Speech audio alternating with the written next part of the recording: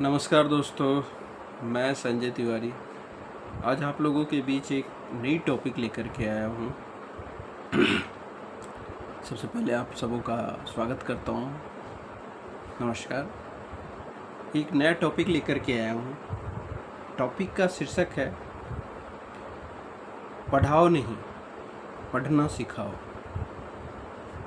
एक बार दोबारा रिपीट कर रहा हूँ बात को। पढ़ाओ नहीं, पढ़ना सिखाओ। मैं इसके बारे में बताना चाहूँगा। मैंने आजकल बहुत सारे टीचर्स, अभिभावक से मिला हूँ। काफ़ी इन दिनों में काफ़ी सारे टीचर्स, अभिभावकों से मिला हूँ। उनकी शिकायत होती है, हमारे बच्चे पढ़ते हैं लेकिन उनको समझ में नहीं आता है। हमारे बच्चे रोज़ स्कूल जाते हैं लेकिन उनसे कोई भी चैप्टर के बारे में पूछो तो वो बता नहीं पाते हैं। तो मैं आज आपको एक बात की ओर आप लोगों का ध्यान अपनी एक बात की ओर खींचना चाहता हूँ, और वो है बच्चों की शिक्षा। बच्चों की शिक्षा एक अनमोल खजाना है, आप लोगों को भी पता है। तो हमारा एक प्रयास है कि इस खजाने को हम अपने नन्हे मुन्ने बच्चों को इजी वे में कैसे प्राप्त करने का एक आइडिया दे सकें। तो इसीलिए मैंने ये ब्लॉग बनाया हुआ है और इसका शीर्षक रखा है पढ़ाओ नहीं, पढ़ना सिखाओ।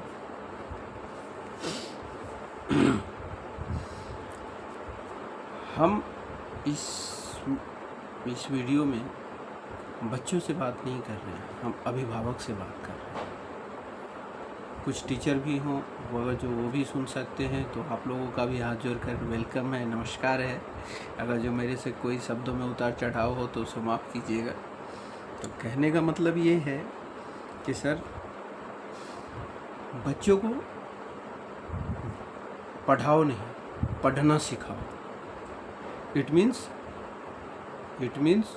कि आप बच्चों को ये किताब कॉपी लेकर के बैठ मत जाओ कि आज मैं तुम्हें ये पढ़ाता हूँ, बेटा मैं आज तुझे ये पढ़ाता हूँ, स्टूडेंट मैं तुम्हें ये पढ़ाता हूँ। नो, आपको कुछ काम करने हैं जिस पे बच्चे को फोकस करवाना है कि ये आप करो, मैं आपको तरीका बता रही हूँ, आप आगे से ऐसे करना।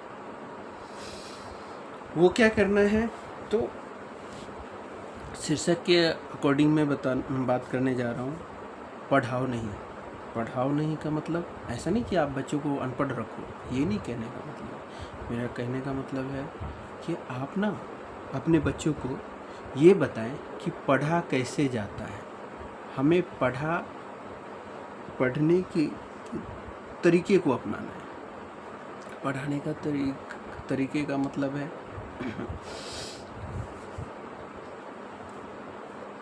पढ़ाने का तरीके का मतलब ये नहीं है कि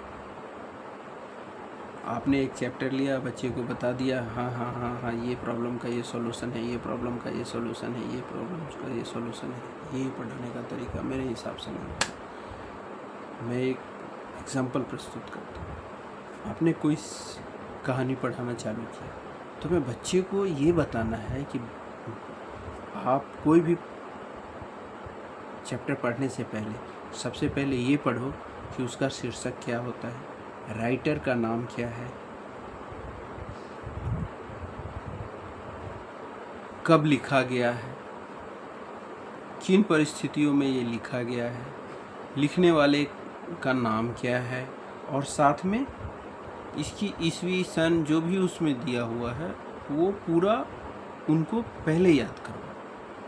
इससे क्या होता है कि जो भी टॉपिक बन कर के आता है, जो होता है, किसी भी चैप्टर का जो मेन टॉपिक होता है वो इन्हीं पे डिपेंडेंट होता है। अब हमने बचपन में झांसी की रानी की एक कहानी पढ़ी है।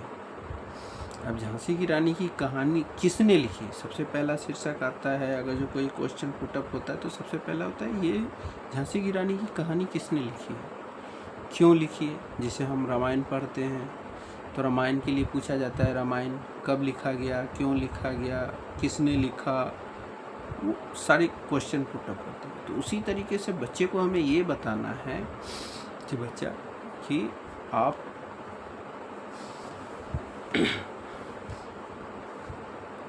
क्या पढ़ रहे हो, क्यों पढ़ रहे हो और कैसे पढ़ रहे हो, ये तरीका उनको बताना है हमें। अभी हमने बताया सबसे पहले शीर्षक पढ़ना है, उसके बाद उसका मिडिल पॉइंट पढ़ना है, उसके बाद क्यों लिखा है, किस लिए लिखा है, वो पूरा पढ़ना है। और ये ना प्रैक्टिस करवानी है बच्चों को, ये आपको हमेशा नहीं करना है सर। आप लोगों से, सब अभिभावकों से हाथ जोड़कर निवेदन है, आप ना कम से कम 1 सप्ताह इसको करवाइए। बच्चे को ये पता चल जाएगा, जैसे आपने उनसे बोला ठीक है झांसी की रानी की पूरी स्टोरी आप पढ़ो, जब वो पढ़ ले तो आप 10 मिनट के लिए उसके सामने खड़ा हो, बेटा आपने झांसी की रानी के बारे में क्या क्या पढ़ा, वो बोलते। मैं कहता हूँ पहली बार जब वो पढ़ेगा तो आपको 10%, ओनली 10% सही बातें बता पाएगा। अब आपको क्या करना है, करेक्ट करना है। बच्चा पहले पढ़ो झांसी की रानी कौन थी, उसका बचपन का नाम क्या था, ठीक है, कब पैदा हुई, ठीक है, उसके बाद मिडिल की कुछ बात, उसकी शादी कब हुई, उसका क्या हुआ, फिर पूरी हिस्ट्री नहीं पढ़नी, उसको मेन जितनी भी टॉपिक है वो उसको याद रखना है।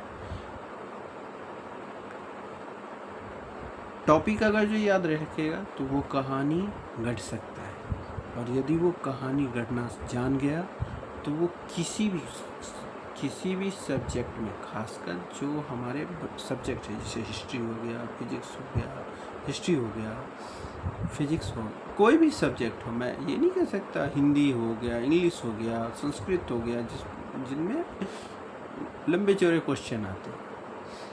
तो मेरे कहने का मतलब ये है कि बच्चे को यदि आपने पढ़ना सिखा दिया, वो उसके बारे में लिखना सीख गया, तो उसका खुद का माइंड विकसित होगा, नेचुरल माइंड विकसित होगा। बच्चे के अंदर जो कैपेसिटी है वो टैलेंट निकल करके बाहर आएगा। हमें बच्चे को अपंग नहीं कराना, हमें बच्चे को उसकी वास्तविक छवि को बाहर निकालना है कि वो क्या चाहता है। हमें उसका टैलेंट पहचानना है, बच्चे का टैलेंट पहचानना है। मैंने अपने पिछले वीडियो में एक आत्म अवलोकन शब्द का उच्चारण किया था, जिसको ये कह सकते हैं आत्म विश्लेषण भी कह सकते हैं शब्द का। तो उसी तरीके से बच्चे के अंदर, आपके बच्चे के अंदर क्या टैलेंट है, वो किस तरीके से उसकी स्टोरी को पढ़ेगा और उसको किस तरीके से व्याख्यान कर सकते हैं, ये आपको सुनना है। जब वो आपकी 10 मिनट में वो आपको स्टोरी सुनाता है तो आप उसका संशोधन कीजिए। यकीन मानिए, मेरा प्रैक्टिकल है, कम से कम मैंने 10-15 बच्चों को ये कर के देखा है, फिर मैं आपके सामने वीडियो लेकर के आया हूँ। मैंने उन बच्चों को पढ़ाया, पढ़ाने के बाद मैंने उनसे बारी से ये चीज़ें बताई। मैंने सबको बताया कि भाई इसका पहले शीर्षक ये करना है, ये लिखना है, ये लिखना है, ये लिखना है। मैंने उनको जो भी टॉपिक है, टॉपिक वाइज मैंने उनको बताया। कुछ बच्चों को याद था, कुछ बच्चों को नहीं याद था। जिन बच्चों को याद था उन्होंने तो लिखा ही लिखा, लेकिन जिन बच्चों को नहीं पता था उनको सिर्फ शीर्षक और उनकी जन्म की कहानी पता था और उनके बारे में थोड़ा नॉलेज था। उन्होंने अपने मन से कहानियाँ गढ़ करके लिखी, या फिर अपने जो उन्होंने कभी बचपन में सुना था आउट ऑफ सिलेबस, जो मैंने किताब में पढ़ा है वो किताब से नहीं लिखे, उन्होंने किताब से बाहर की जानकारियाँ उसमें डाली। कभी उन्होंने टीवी में देखा होगा, कभी किसी कार्टून फिल्म में देखा होगा, या फिर कहीं भी देखा, उसने वो पेपर पे लिखा। मुझे समझ में ये आया और इसलिए मैं आप लोगों को ये बात शेयर करना कि यदि हम बच्चों को उसके काम करने का तरीका या पढ़ने का तरीका यदि हम उनको बता देते हैं तो मुझे पढ़ाने में कम मेहनत करना पड़ेगा। तो जो मैंने ये शीर्षक इसलिए लिखा है कि पढ़ाओ नहीं, पढ़ना सिखाओ। उसके पीछे का रीज़न यही था कि हम बच्चों को ये सिखाएं, सिर्फ सिखाना है हमें ये नहीं करना है कि हमको रोज़ दिन उसको रट्टा मरवाना है, नहीं, उसको पढ़ने का तरीका सिखाना है। कोई भी चैप्टर हो, चाहे मैथमेटिक्स है, चाहे संस्कृत हो, चाहे हिंदी हो, चाहे इंग्लिश हो, या कोई भी सब्जेक्ट, आप XYZ कुछ भी सब्जेक्ट ले लीजिए, लाइफ की चीज़ों को ले लीजिए। आप घर में रेसिपी बनाते हैं तो हम एक तो होता है खाना बनाना, एक होता है तरीके से खाना बनाना। तो सबसे पहले हम बच्चे को तरीका सिखाते हैं कि हाँ किस तरीके से खाना बनता है, उसके बाद वो बच्चा खाना बनाता है। और अगर हम कहते हैं ठीक है बेटा तुम खाना बना लो, तो वो तो कैसे न कैसे करके बनाएगा ही, लेकिन वो तरीका नहीं होता। तो हमारे कहने का मतलब ये है कि आप अपने बच्चों पे ये फोकस करें कि उसे सिर्फ ये मत कहें कि बच्चे पढ़ो पढ़ो पढ़ो, आप उस पर थोड़ा सा ध्यान दें। एक वीक, मेरे कहने से आप 15 दिन, एक वीक में भी हो जाएगा, लेकिन यदि आपने अपने अपने बच्चों पे 15 दिन, सिर्फ 15 दिन आपने काम कर लिया ना, ये 15 दिन का किया हुआ काम आपको पूरी लाइफ, आपके लिए और आपके बच्चों के लिए, दोनों के लिए यूजफुल होगा। और आप अपनी 3 पीढ़ी को संभाल पाओगे। आप खुद ने, आपने किया, जब आप ये उसको बताओगे ना, तो आप खुद में भी इसको फील करोगे, तो आपको फ़ायदा हुआ, आपके बच्चे को फ़ायदा हुआ, और आपका बच्चा अपने बच्चे को पढ़ाएगा। तो यदि हम यहाँ काम करना शुरू करते हैं, हम 15 दिन 15 डेज में मेरी गारंटी है बच्चे, आपको 16वां दिन आपको ये नहीं बोलना पड़ेगा कि आपको किस तरीके से पढ़ना है। वो आज के बच्चे मानसिक रूप से विकसित हो रखे हैं, बहुत ज़्यादा विकसित है। तो आप जो उनको बताओगे ना, वो बहुत जल्दी ऑब्जर्व करते हैं, बहुत जल्दी ऑब्जर्व करते हैं। ये मतलब लिटरली, आप ट्रूली, मैं एग्जांपल इसके दे सकता हूँ बहुत सारे। तो मेरा यही आप लोगों से रिक्वेस्ट था कि बच्चों पे ज़्यादा बर्डन ना डालें। ये नहीं बताएं उन्हें कि आप दिन भर पढ़ते रहो, दिन भर पढ़ते रहो, दिन भर पढ़ते रहो, ये सब नहीं। टाइमिंग सेट ना करें बच्चे कि तुम आधा घंटा पढ़ो, 1 घंटा पढ़ो, 2 घंटा पढ़ो, नहीं। उनको पढ़ने का तरीका बताएं। वो 2 घंटे के होमवर्क को 20 मिनट में भी कर सकता है, यदि उसका आंतरिक इच्छा जाग गया। आंतरिक इच्छा जगाने का जो मेन मंत्र है वो यही है। आज के बच्चों को ये समझ में नहीं आता, आज के बच्चों को, या फिर भी नए पीढ़ी के बच्चों को, या फिर जो भी बच्चे होते हैं, उनको ये समझ में नहीं आता कि हम पढ़ें तो पढ़ने का तरीका क्या है। पहले हमें उसे ये एडुकेट करना है कि आप किस तरीके से पढ़ो। अगर जो टाइमिंग भी बनाते हैं, टाइमिंग भी रखते हैं, तो वो टाइमिंग के हिसाब से भी उनको बताइए कि आपको इतने बजे ये काम करके इस तरीके से पढ़ना है। वो एक एग्जांपल मैं बताता हूँ।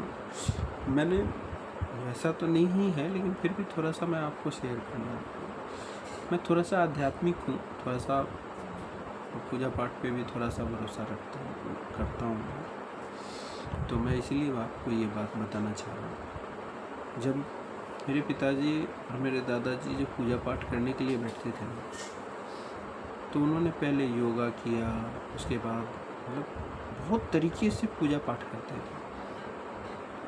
तो मंत्रों का जो लाइन बाय, कैटेगरी बाय उच्चारण करते थे। उसके बाद ये मंत्र होगा, उसके बाद ये मंत्र होगा, उसके बाद ये होगा, उसके बाद व्यायाम होगा, उसके बाद ये होगा, उसके बाद ये होगा। वो जो कैटेगरी है ना, उसको नियम और पद्धति बोलते हैं। वही पद्धति हमें बच्चों को भी बताना है। हमें पद्धति बताना है कि बेटा हमें ऐसे पढ़ना है, बेटा हमें ऐसे पढ़ना है। जब हम बच्चों को पढ़ना सिखाएंगे तो फिर हमें पढ़ाने की ज़रूरत नहीं पड़ेगी। मेरा आप सबसे ये रिक्वेस्ट है, बच्चे बहुत ज़्यादा टेंशन होते जा रहे हैं आजकल, बहुत ज़्यादा बच्चे को प्रेशर मिलता जा रहा है। तो उनके प्रेशर को ना बढ़ाएं, हम सिर्फ उसको ये बताएं कि बेटा इस तरीके से पढ़ाई की जाती है और इसलिए पढ़ाई किया जाता है। पढ़ने से क्या फ़ायदे हैं, क्या नुकसान है, उनको बताएं। ज़्यादा नहीं बताएं, धीरे धीरे करके ये 1 दिन, 2 दिन, 3 दिन, 4 दिन, 5 दिन, आप 15 दिनों में आप उसको धीरे धीरे करके ये सारी चीज़ें बताएं। यदि बच्चा आपका समझने लायक होगा तो 15 दिनों में समझ जाएगा। मेरा तो ये मानना है। कुछ बच्चे हो सकता है 1 महीने का टाइम लें, लेकिन मेरा पर्सनल अनुभव कहता है, जो मैंने अपनी लाइफ से सीखा है, 15 दिन में आपका बच्चा सुधर जाएगा और लाइन पे भी आ जाएगा। और जो बच्चे ऑलरेडी सुधरे हुए हैं उनसे मैं यही कहूँगा, सुधरे तो सारे बच्चे होते हैं, सबका अपना अपना टैलेंट होता है। कोई खेल कूद में है तो हम कहते हैं कि थोड़ा सा वो है, कुछ वो है, तो हर बच्चों का अपना एक टैलेंट होता है।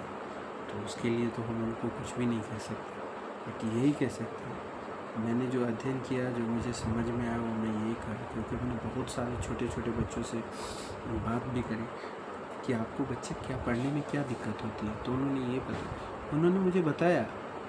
मुझे यही पता नहीं चलता कि मैं पढ़ूं तो क्या पढ़ूं और कैसे पढ़ूं। तो मैंने कहा भाई ये तो टॉपिक है कि इनको पहले ये बताना पड़ेगा कि पढ़ना कैसे है, क्या पढ़ना है, कितना पढ़ना है, और मिनिमम से मिनिमम हम एक चैप्टर में से क्या क्या पढ़ सकते हैं। तो चैप्टर वाइज हमें ये अवलोकन करके और उनको पढ़ने का तरीका समझाना। आप लोगों से सबसे यही रिक्वेस्ट है कि आप लोग पहले बच्चों को पढ़ना सिखाइए, पढ़ाइए मत, पहले पढ़ना सिखाइए। ठीक है सर, बस आज के लिए इतना ही। धन्यवाद।